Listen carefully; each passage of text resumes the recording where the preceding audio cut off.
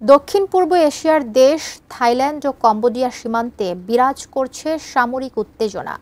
দুই দেশের বাহিনীর মধ্যে গোলাগুলির ঘটনা থেকে সূত্রপাত হওয়া সীমান্ত সংঘর্ষে এখন পর্যন্ত 2 জনের মৃত্যুর খবর জানা গেছে। পাল্টাপাল্টি দোষারোপ, যুদ্ধবিমান মোতায়েন আর সীমান্ত বন্ধের মাধ্যমে তলানিতে নেমেছে দুই দেশের কূটনৈতিক সম্পর্ক। ইমতিয়াজ আলমের রিপোর্টে থাকছে বিস্তারিত।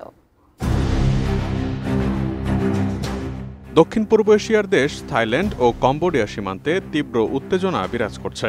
বিতর্কিত তা মন্থম মন্দির ঘিরে আরেক দফা সংঘর্ষে জড়িয়েছে দুই দেশের সেনারা। এই ঘটনায় থাইল্যান্ডের 2 জন বেসামরিক নাগরিক নিহত হয়েছেন। আহত হয়েছেন 2 সেনাসহ বেশ কয়েকজন। আজ বৃহস্পতিবার স্থানীয় সময় সকালে উত্তর পশ্চিম কম্বোডিয়ার ওদ্দার মিনচেই প্রদেশে এই ঘটনা ঘটে। এই ঘটনার জেরে দুই দেশের মধ্যে কূটনৈতিক সম্পর্কেরও ব্যাপক অবনতি হয়েছে। কাতার ভিত্তিক সংবাদ মাধ্যম আল জাজিরার প্রতিবেদন অনুযায়ী থাইল্যান্ড কর্তৃপক্ষ সীমান্তবর্তী 86টি গ্রাম থেকে প্রায় 40,000 বাসিন্দাকে নিরাপদ আশ্রয়ে সরিয়ে নিয়েছে। থাই সেনাবাহিনীর বরাতে জানানো হয়েছে, সংঘর্ষের আগে কম্বোডীয় বাহিনী একটি নজরদারি ড্রোন পাঠায়। পরবর্তীতে ভারী অস্ত্র, বিশেষ করে দূরপাল্লার BM-21 রকেট ব্যবহার করে হামলা চালায় থাইল্যান্ডে। থাইল্যান্ডের সুরিন প্রদেশের জেলা প্রশাসক সুতিরোধ চারোয়েন থানাসাক জানান, কম্বোডীয় গোলাবর্ষণে 2 জন বেসামরিক নাগরিক নিহত হয়েছেন, আহত হয়েছেন আরও বেশ কয়েকজন। নোভা LED টিভি, ঝকঝকে ছবি, নিখুঁত শব্দ, 5 বছরের ওয়ারেন্টি। নোভা মানি, সঠিক মান, নিশ্চিত সেবা। এদিকে কম্বোডীয় প্রতিরক্ষা মন্ত্রণালয়ের দাবি, প্রথম গুলি চালিয়েছে থাইল্যান্ডের সেনারাই, পরে আত্মরক্ষার জন্য জবাব দিয়েছে কম্বোডিয়া। সাবেক প্রধানমন্ত্রী হুন সেন সামাজিক যোগাযোগ মাধ্যমে লিখেছেন, থাই সেনাবাহিনী ওদ্দার মিনচেই ও প্রেইয়া বিহার এই 2 প্রদেশে গোলাবর্ষণ করেছে। তিনি বলেন, নিজেদের নিরাপত্তা নিশ্চিতে পাল্টা হামলা চালাতে বাধ্য হয়েছে কম্বোডিয়ার সেনাবাহিনী। আতঙ্কিত না হয়ে দেশের জনগণকে সাধারণ জীবনযাপন বজায় রাখতে অনুরোধ জানান তিনি। সীমান্ত অঞ্চল ছাড়া অন্য কোনো জায়গায় কোনো নিরাপত্তা ঝুঁকি নেই বলেও জানান তিনি।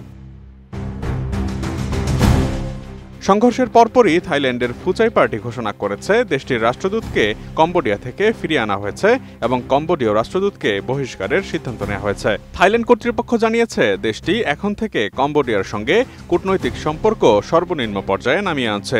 পাল্টা পদক্ষেপ হিসেবে কম্বোডিয়াও তাদের সমস্ত কূটনীতিককে থাইল্যান্ড থেকে দেশে ফিরিয়ে নিয়েছে এবং থাই কূটনীতিকদেরও দেশ ত্যাগের নির্দেশ দিয়েছে। এদিকে চলমান উত্তেজনার মধ্যেই সীমান্তে একটি F-16 যুদ্ধবিমান পাঠিয়েছে থাইল্যান্ড। প্রয়োজন হলে বিমান হামলা চালানো হবে বলে জানিয়েছে দেশটির সেনাবাহিনী। এর আগে গেল বুধবারেও এই অঞ্চলে একটি ল্যান্ডমাইনে বিস্ফোরণে পা হারিয়েছেন একজন থাই সেনা। এর আগে গত 16 জুলাই ল্যান্ডমাইনের বিস্ফোরণে আরও 3 জন থাই সেনা আহত হন।